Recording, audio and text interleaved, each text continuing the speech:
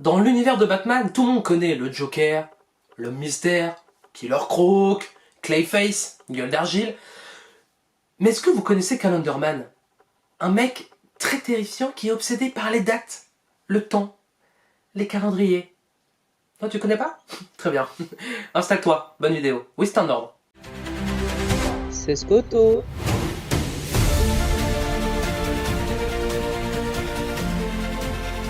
Calendar Man, de son vrai nom Julian Day, apparaît pour la première fois dans Detective Comics numéro 259 en 1958. Il est créé par Bill Finger et Sheldon Moldoff. À l'origine, c'était un méchant un peu ridicule, commettant des crimes en rapport avec les saisons ou les jours fériés, souvent déguisés en fonction du thème du jour. Halloween, Noël, Pâques, rien n'y échappait. Il faisait plus sourire que trembler.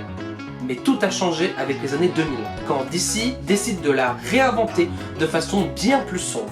Dans le comics Batman The Long Halloween, donc le long Halloween, Calendar Man devient un personnage glaçant, emprisonné à Arkham et qui aide Batman à résoudre une série de meurtres liés aux fêtes, un peu à la manière du Hannibal Lecter de Silence des Agneaux. Il se moque de Batman, joue avec lui et démontre une intelligence froide et machiavélique. Son obsession du temps devient presque une maladie mentale, une sorte de compulsion meurtrière calée sur le calendrier. Dans certaines versions modernes, il vieillit et rajeunit en fonction des saisons, ce qui en fait une créature symbolique du temps qui passe, un thème central dans son identité. Et oui, parce qu'il s'appelle Calendrier Homme.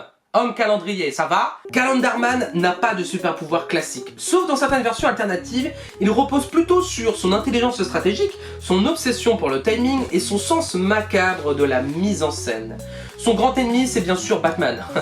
Mais contrairement à des brutes comme Bane ou Killer Croc, lui attaque sur le plan mental, psychologique. Il peut même prédire les mouvements du Chevalier Noir en fonction des dates et des symboles.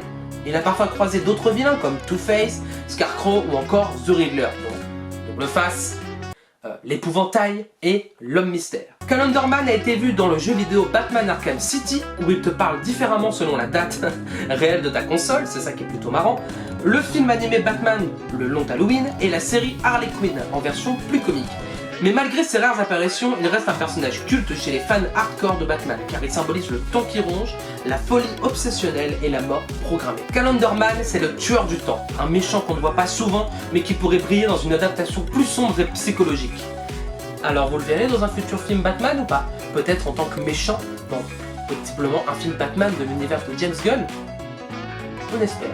J'espère que cette vidéo vous aura plu, j'espère aussi avoir été clair. N'hésitez pas à poser des questions si vous n'avez pas été clair ou s'il faut manquer des informations. N'hésitez pas à vous abonner, à aller voir les autres vidéos sur la chaîne. Et puis moi écoutez, je vous fais des bisous et à bientôt.